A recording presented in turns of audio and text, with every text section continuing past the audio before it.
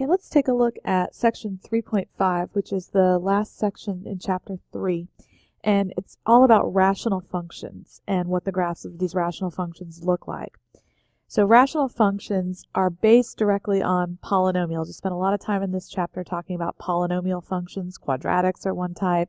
Linear functions are one type. Polynomials are just functions that have multiple terms, basically. A rational function is one in this format where you've got some polynomial p of x over some other polynomial q of x. And so here's a couple of examples: x plus 2 over x squared minus 3x plus 1. So each of those, the numerator and the denominator, are both polynomials. Rational comes from the word ratio, which is just a fancy word for a fraction. So kind of remember, rational functions always involve fractions of some type.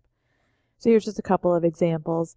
They can have multiple terms in the numerator and denominator. They can have a single term in the numerator and denominator. But the point is, you've got a polynomial over another polynomial. So one thing we want to get good at is knowing how to find the domain of a rational function. Now, we've actually done this before. We did this back in chapter 2. We talked about how to find the domains of functions. And we said one thing you have to always be careful of is when you have a denominator, what is the one number you can never divide by? And that would be 0. So that's the same idea here. When we're looking for the domain of a rational function, we're going to look at what types of numbers or what numbers make the denominator equal to 0. So go ahead and make sure you write these examples down and think about the denominator here. If we were to set that equal to 0 and solve it, we would get 3. So then the domain for this would be all real numbers except for 3. Every other number will work except for 3. This notation, this is called set builder notation. I think we maybe mentioned this back in chapter 1 or chapter 2. You may see it a little bit in the homework, but you've got a bracket and then it's x. The bar means such that x cannot equal 3. So anything else will work except for 3.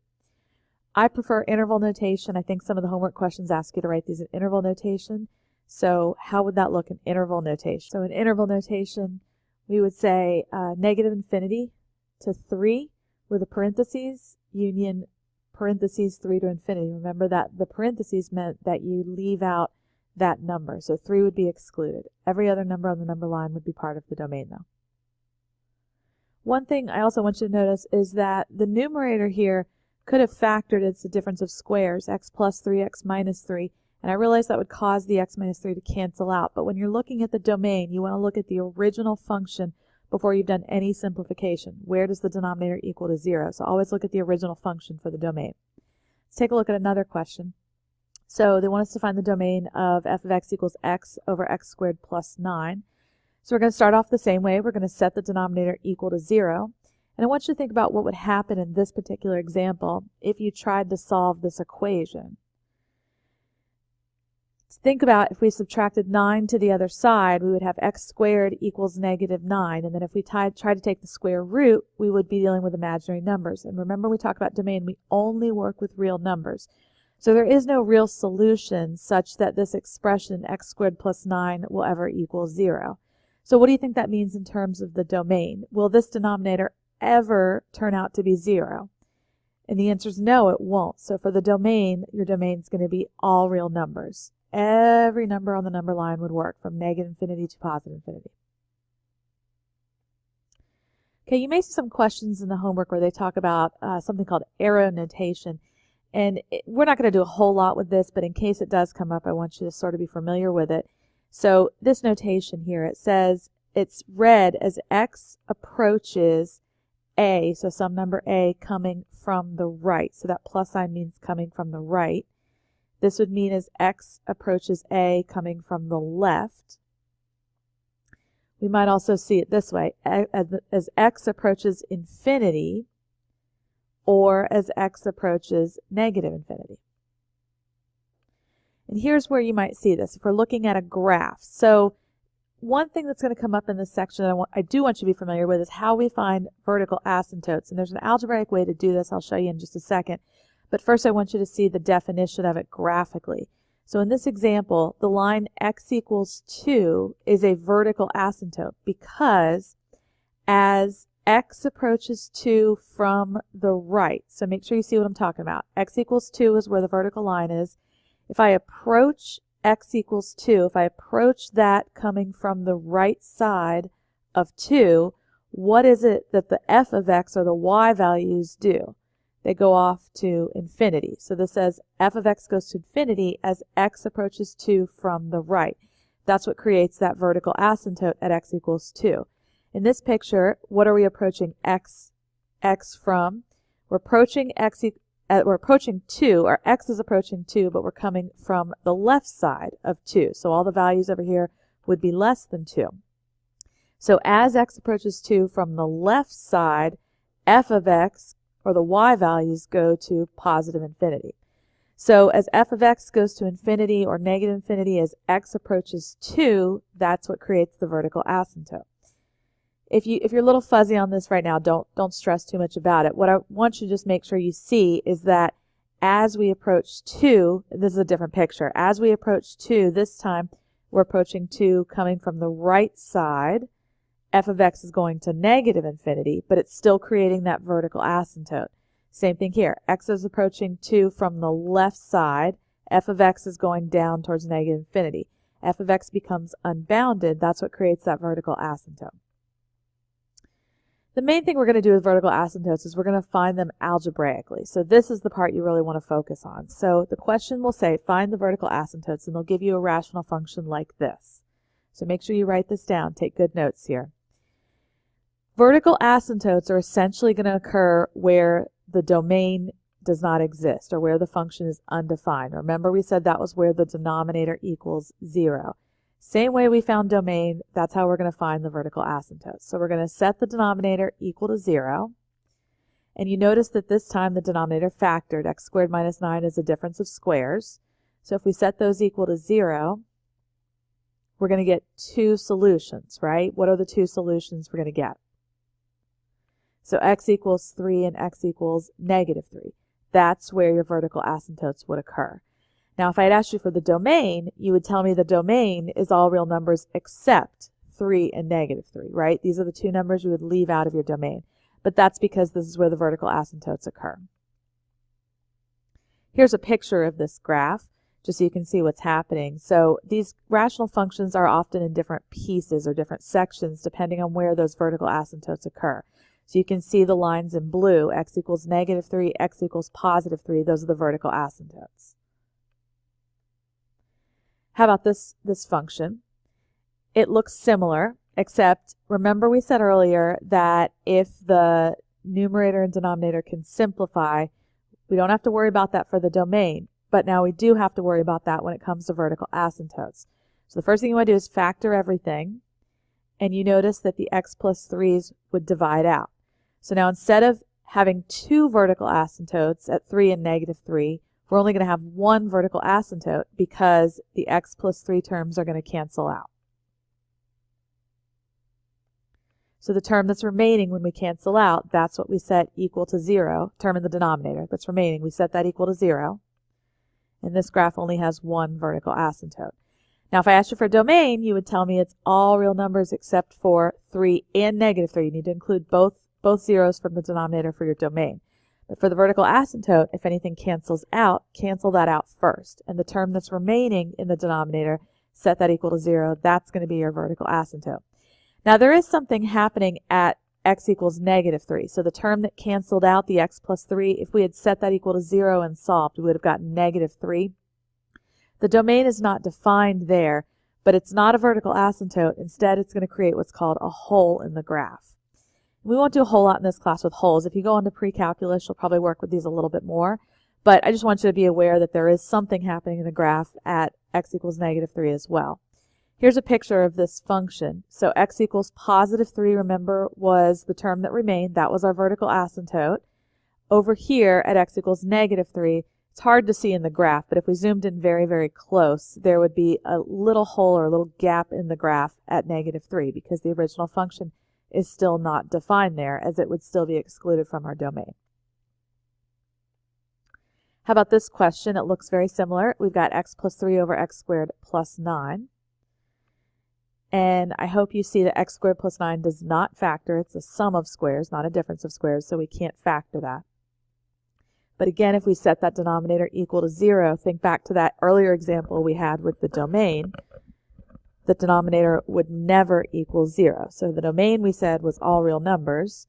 And so in terms of the vertical asymptote, there is none. There's not going to be any vertical asymptote or holes. There's no breaks in the graph here because the denominator will never equal 0. And here's a quick picture of that graph. Not a very exciting graph, but you can see that its domain is all real numbers. The entire number line for the x's is covered. There's no breaks, no holes, no asymptotes in the graph. Okay, so we can have vertical asymptotes, but we can also have horizontal asymptotes. So let's talk about our arrow notation again just for a minute here.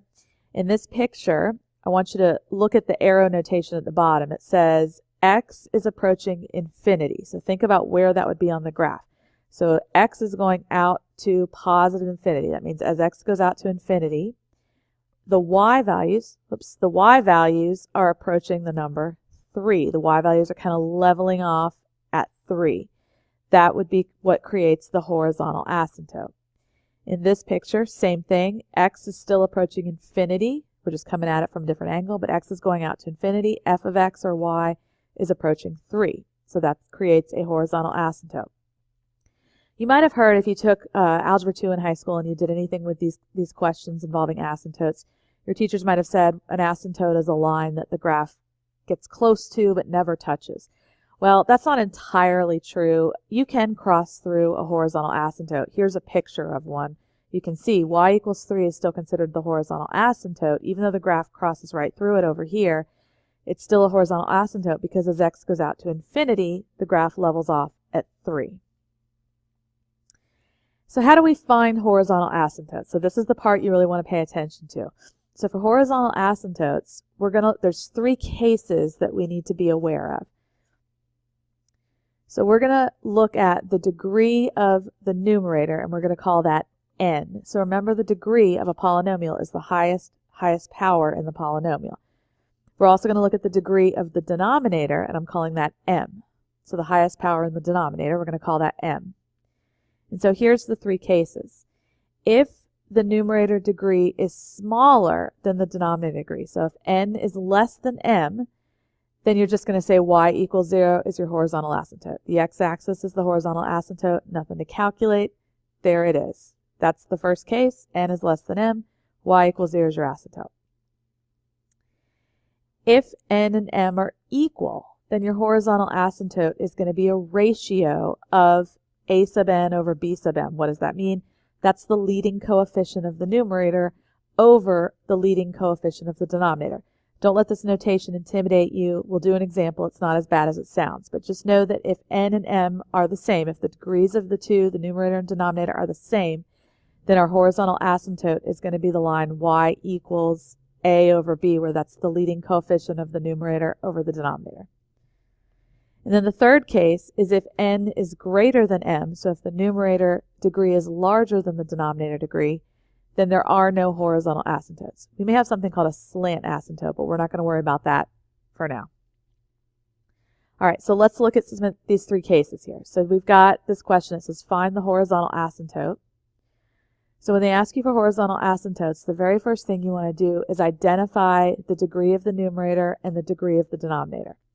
So the numerator, that n we talked about, that's the highest power in the numerator. So 4x is my only term here. The power on that would be 1. So the degree of the numerator is 1. The degree of the denominator, because we've got x squared as the highest power, degree of the denominator is 2. So that means that n is less than m. That's the first case we just had.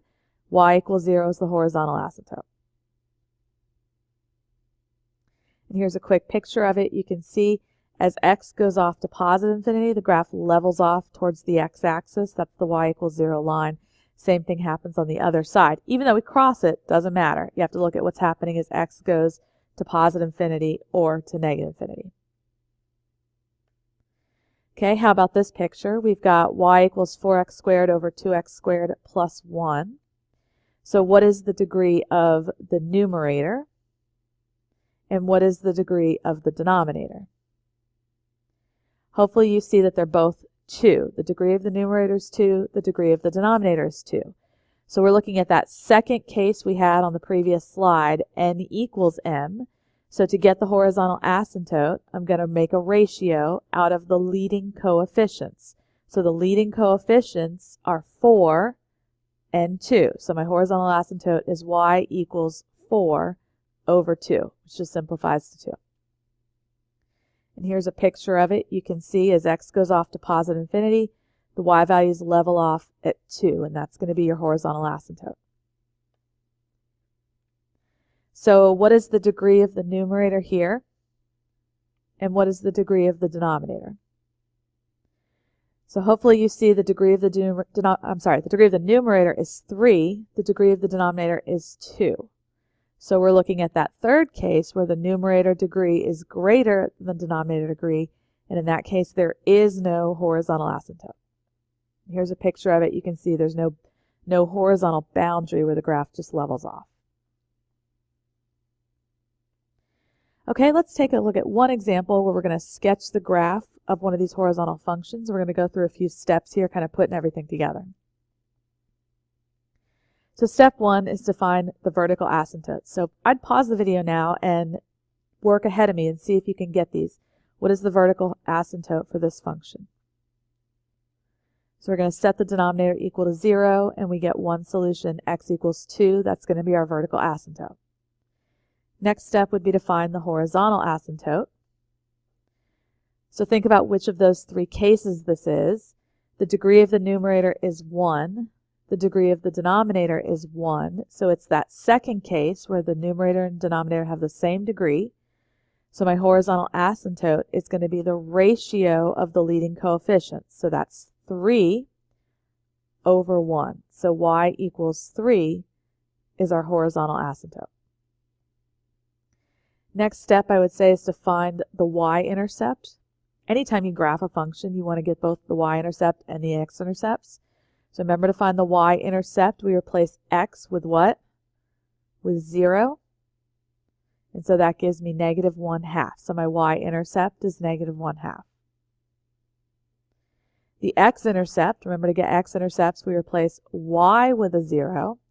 So I'm going to set the function equal to 0. Remember, f of x is the same as y. And we're going to attempt to solve this by multiplying both sides of this equation by the denominator, the x minus 2. And so think about, just make sure you see what I did here. I multiplied the right side by x minus 2 and the left side by x minus 2. The right side x minus 2's cancel. The left side, well, what is 0 times x minus 2? 0 times anything is just 0. So that just leaves me with, where does the numerator, 3x plus 1, equals 0? So if I solve that equation, I get an x-intercept of negative 1/3. Now these graphs may have more than one x-intercept, depends on how many factored terms you have in the numerator, but this one just has the 1. And so then I would go ahead and graph your horizontal asymptote, graph your vertical asymptote on your paper, plot the y-intercept, plot the x-intercept. And we're not going to do a whole lot with graphing these. I just kind of want you to have a general idea of what everything looks like. So we've got the vertical asymptote was at x equals 2. The horizontal asymptote was at y equals 3. Both my x-intercept and my y-intercept were on this region of the graph over here. There was the x-intercept, there was the y-intercept. So there's going to be one piece of the graph that fits in this little pocket down here, and then there's going to be another piece of the graph that fits up here. I won't be asking you to graph any of these by hand for tests or anything like that. There may be some questions in the homework where you have to match some graphs to some equations to some pictures, and probably the best way to do it is to look at where the asymptotes should be and look at the x-intercepts and match up the pictures that way.